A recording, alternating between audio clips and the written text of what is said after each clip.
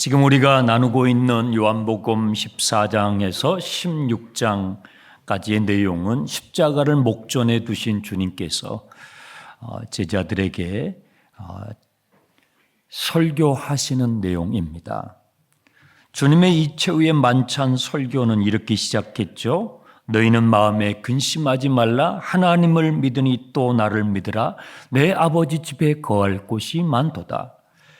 이 주님의 설교의 마무리는 오늘 본문에 이렇게 되어 있습니다. 이것을 너에게 이르는 것은 너희로 내 안에서 평안을 누리게 하려 함이라.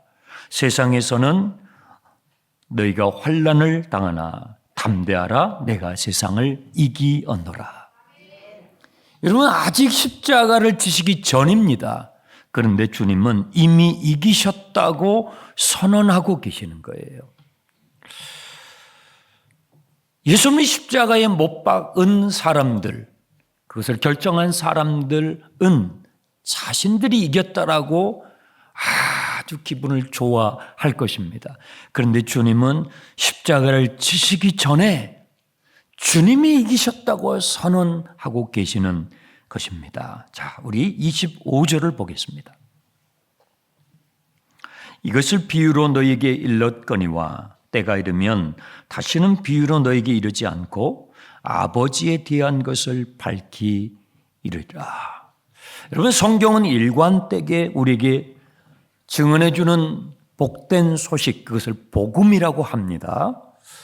그 내용의 핵심은 본문에 나와 있는 하나님 아버지에 관한 것입니다.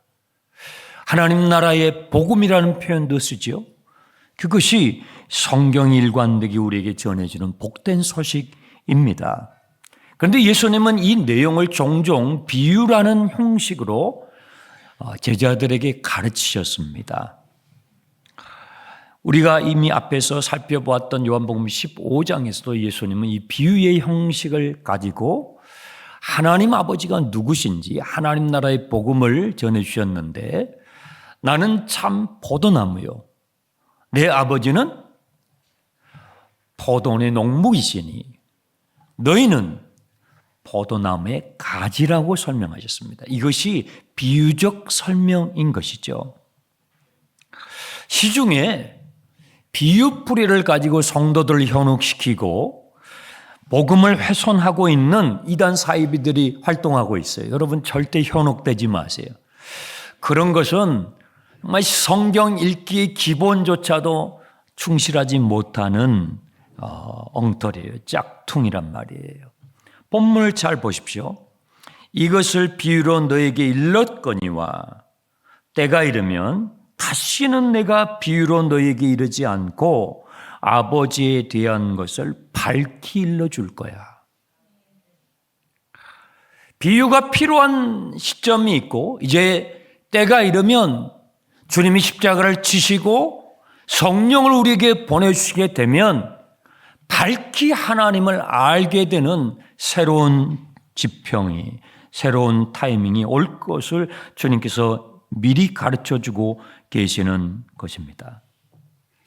26절에 그날에 그때가 되면 너희가 나의 이름으로 구하게 되고 내가 너희를 위하여 아버지께 구하겠다 하는 말이 아니니, 그 시점이 되면 너희가 직접 나의 이름으로 하나님 아버지께 기도할 수 있는 새로운 기도의 차원으로 들어가게 될 것을 말씀하시는 거지요. 27절, 이는 왜냐하면 너희들이 나를 사랑하고 또 내가 하나님께로부터 온 줄을 믿었으므로 하나님 아버지께서 친히 너희를 사랑하시기 때문이라. 하나님 아버지와 친밀한 사랑의 관계 속으로 우리가 들어가기 때문에 비유적인 것이 필요치 않는 것이 된다는 것을 주님이 알려주시는 것입니다. 그리고 28절에 내가 아버지에게서 나와 세상에서 왔으니 다시 아버지께 돌아간다라고 말씀하시니까 제자들이 이 말씀을 듣고 있다가 주님께서 비유로 말씀하지 않으시고 이렇게 말씀하시니까 이제 주님이 말씀하시는 걸 저희가 알 것 같습니다. 주님을 우리가 믿을 수 있을 것 같습니다라고 반응을 보입니다. 그러한 제자들에게 주님께서 이렇게 반문하셔요. 31절. 이제는 너희가 믿느냐? 이제는 너희가 믿는다라고 말하느냐? 부족하다는 것이죠. 아직 믿고 있다라는 이 말이 부족하다는 것이죠. 성령님이 너희들에게 아직 오시지 않았지 않느냐? 너희들이 지금 믿는다고는 말을 하는데 과연 믿는 것이냐라고 주님이 반문하고 계시는 것입니다. 그러면서 보라, 너희가 다 각각 제 곳으로 흩어지고 나를 혼자 둘 때가 오나니 벌써 그때가 왔구나. 그러나 내가 혼자 있는 것이 아니고 아버지께서 나와 함께 계셔. 담대하라. 이렇게 말씀하십니다. 여러분, 이 세상 사람들이 다 여러분을 떠나도, 여러분, 사람은 떠납니다. 여러분의 부모, 형제가 다 떠나도, 여러분의 남편이 떠나고 아내가 떠나도, 이 세상 사람들, 여러분 주위에 여러분이 알고 있는 사람들이 다 떠나도 하나님 아버지는 여러분과 함께 계실 것을 기억하십시오. 끝까지 하나님은 여러분과 함께 계심을 기억하시기 바랍니다. 이것이 성경의 약속이에요. 이것이 성경이 증언하는 복음이에요. 사람은 떠나요. 떠나고 있잖아요. 순서는 없잖아요. 올 때는 순서가 있지만, 그렇죠? 사람은 떠납니다. 하지만 세상 끝날까지 여러분의 마지막 호흡, 여러분이 천국에 입성하시는 그 순간까지 하나님 아버지께서 여러분과 함께 계심을 믿으시길 바랍니다. 33절에 이것을 너희들에게 미리 일러주는 것은, 미리 이러한 사건이 일어나기 전에 미리 일러준 것은 너희로 하여금 더 근심을 더하게 하기 위해서도 아니고, 너에게 불안을 더하기 위해서도 아니고, 나를 홀로 내버려두고 도망가게 되는 너희들이 더 죄책감을 갖게 하기 위해서도 아니고, 잘 보세요. 너희로 하여금 내 안에서 무엇을? 평안을 누리게 하려고. 할렐루야. 여러분, 예수님 안에 평안이 있어요. 너희로 하여금 죄책감에 눌려서 근심과 불안에 떨게 더 하려고 이것을 미리 이야기해 주는 것이 아니고, 내 안에 있는 이 평안을 너희로 하여금 누리게 하기 위해서 이것을 일러주는 거야. 담대하라, 내가 세상을 이겼노라. 주님께서 이 마가의 다락방 강화 설교 마지막 부분 결론을 담대하라, 내가 세상을 이겼노라, 이렇게 말씀하시는 것을 여러분 기억하셔야 돼요. 예수님께서 이렇게 말씀하지 않으셨어요. 야, 두고 봐, 내가 세상을 이기고 말 거야 라고 말씀하지 않으시고, 담대하라, 내가 세상을 이겼노라라고 현재형으로 말씀하고 계신다는 것입니다. 미래형으로 말씀하지 않고 이길 수 있을까 없을까 라고 말씀하지 않으시고 지금 이기고 있다라고 현재형으로 우리에게 말씀해 주고 계심을 여러분 기억하시기 바랍니다. 제자들은요, 믿는다고 하지만 믿고 있지 않아요. 도망갈 거예요. 주님은 혼자 놔두고 다 뿔뿔이 도망갈 거란 말이에요. 그런데요, 예수님은 이런 상황, 믿을 수 없는 상황에서도 주님은 믿음을 갖고 계셔요. 이 차이를 여러분이 아셔야 돼요. 제자들의 믿음과 주님의 믿음의 차이, 이게 왜 발생했느냐 이겁니다. 제자들은 조금 있으면 자신들이 어떻게 돌변할지 예수님을 두고 도망갈 것을 몰라요. 여러분, 우리는요, 우리가 이 예배를 마치고 여러분 집에 돌아가서 여러분이 어떻게 돌변할지 여러분은 모르고 있어요. 그렇죠? 모르고 있어요. 우리가 나를 모른다고요. 그런데 주님은 우리의 그러한 모습을 아십니다. 더 중요한 것은 제자들은요, 예수님이 이 땅에 보내신 하나님 아버지께서 어떠한 분이신지를 모르고 있어요. 그런데 주님은요, 자신을 이 땅에 보내신 하나님 아버지께서 어떠한 분이신지를 잘 아셔요. 모르면 불안하고요, 알면 불안하지 않아요. 32절에 우리 한국말로 번역을 할 때 거기에 빠져있는 중요한 단어가 있어요. 보라, 너희가 다 각각 제 곳으로 흩어지고 나를 혼자 둘 때가 오나니 벌써 왔도다. 그러나 내가 혼자 있는 것이 아니라 아버지께서 나와 함께 계신다. 여기 아주 중요한 단어가 번역을 할 때 빠졌어요. 뭐냐면, 그러나 내가 혼자 있는 것이 아니라 나의 아버지께서 나와 함께 계신다. 영어 성경은 이걸 잘 옮겨놨어요. My Father라고 되어 있어요. 나의 아버지께서 나와 함께 계신다. 예수님 안에 있는 평안은요, 나를 이 세상에 보내신 하나님 아버지께서 어떠한 분이신지를 알면서 오는 평안이에요. 하나님을 알지 못하는 사람은 불안해요. 하나님이 어떠한 분이신지를 알지 못하는 사람은 불안하다고요. 그러나 그 하나님이 어떠한 분이신지를 아는 사람은 평안한 것입니다. 저는 여러분 안에 그 주님의 평안이 있기를 바랍니다.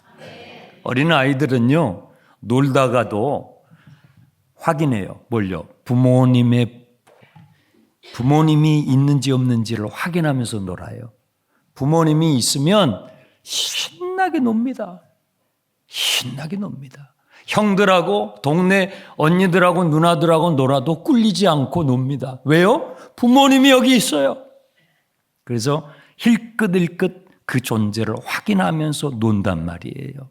그런데 그 아이들이 자라나면서 부모님이 힘이 센 줄 알았는데 아이들이 자라나면서 힘이 세지 않는 부모님을 확인하게 되죠.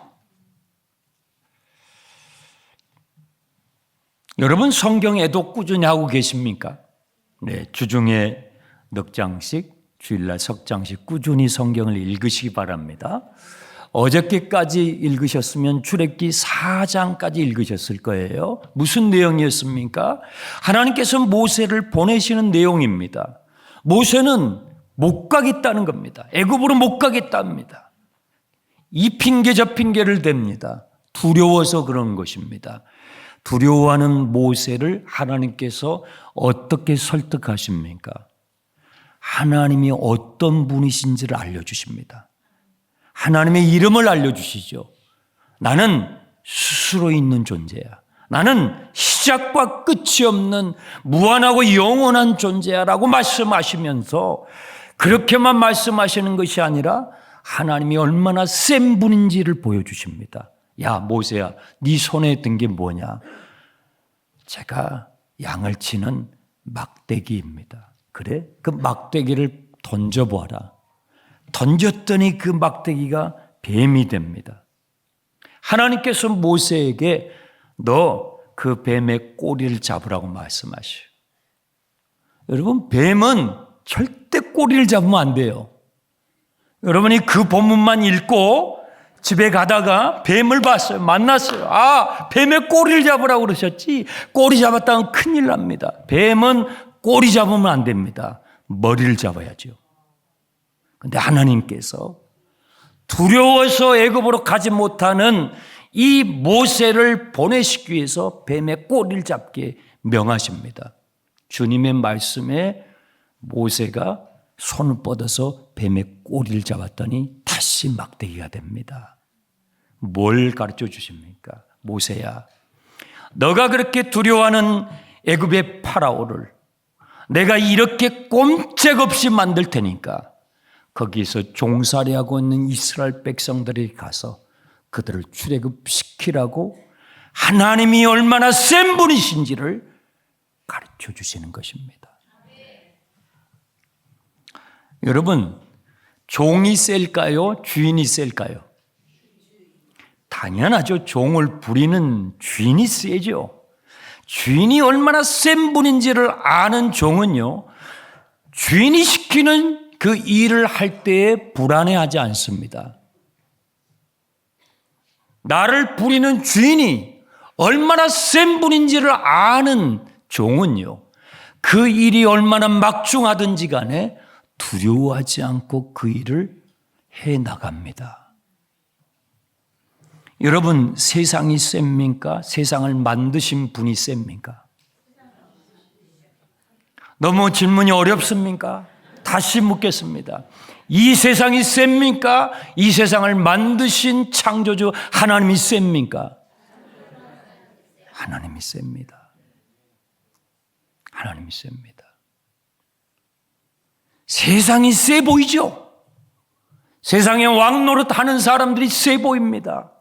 세상의 제국들, 임금 노릇하는 사람들이 한마디 하면 너무 세 보입니다. 그런데 여러분, 언제 하나님이 더 세시구나 하는 걸 언제 여러분은 아십니까? 여러분은 언제 이 세상에 왕노릇하는 큰소리 땅땅 치는 사람들보다도 하나님이 진짜 센 분이네 하는 걸 언제 확인하시냐고요? 저는요, 장례식 때 확인합니다. 저는 어제도 장례식을 다녀왔습니다. 세상에 큰 소리 치는 사람들이 다 죽어가죠. 세상이 셉니까? 세상을 창조하신 하나님이 셉니까? 하나님이 얼마나 센 분인지를 알면은 두렵지가 않습니다. 불안하지 않습니다. 죽음이 지금 주님 앞에 있어요. 십자가가 주님 앞에 있어요. 근데 주님은 담대하라. 내가 세상을 이겼다라. 너희는 다 떠나가도 내 아버지는 나와 함께 계신다. 하고 십자가를 향해서 가시는 거예요. 이게 복음이에요. 환난이 없다라는 것이 아니죠. 33절에 세상에서는 너희가 환난을 당하지만 환난이 있어요. 어려움이 있어요. 예수 믿으면 손해도 봐요. 손해를 봐야 해요. 공동체에서 고립될 수도 있어요. 출교를 당할 수도 있다라고 말씀했잖아요. 생명의 위협을 받을 수도 있다라고 말씀했잖아요. 그렇지만 여러분, 담대할 수 있습니다. 당당할 수 있습니다. 왜냐하면요, 우리는 이미 주님이 싸워 이기신 싸움을 싸우기 때문입니다. 우리가 지금 직면하고 있는 여러분이 염려하면서 직면하고 있는 여러분의 가정의 문제, 건강의 문제, 죽음의 문제, 여러분을 두렵게 하고 있는 그 문제들은 주님께서 이미 싸워서 승패를 내신 싸움인 것입니다. 이미 결정 내셨다는 점에서 하나님의 주권이 인정되는 것이고, 이미 결정난 싸움을 내가 싸우고 있다는 점에서 인간의 자유의지는 인정되는 것입니다. 하나님의 주권과 인간의 자유의지가 여기서 만나는 것이죠. 우리에게 남은 것은요, 오늘이라고 하는 이 순간, 오늘이라고 하는 이 과정을 내가 어떻게 채워갈 것인가? 불안함으로 채워갈 것인가? 평안으로 채워갈 것인가? 담대함으로 채워갈 것인가? 비겁함으로 채워갈 것인가? 악을 악으로 갚으며 채워갈 것인가? 악을 선으로 이기며 채워갈 것인가? 미움과 증오로 채워갈 것인가? 사랑으로 채워갈 것인가? 그래서 복음은 강력한 것입니다.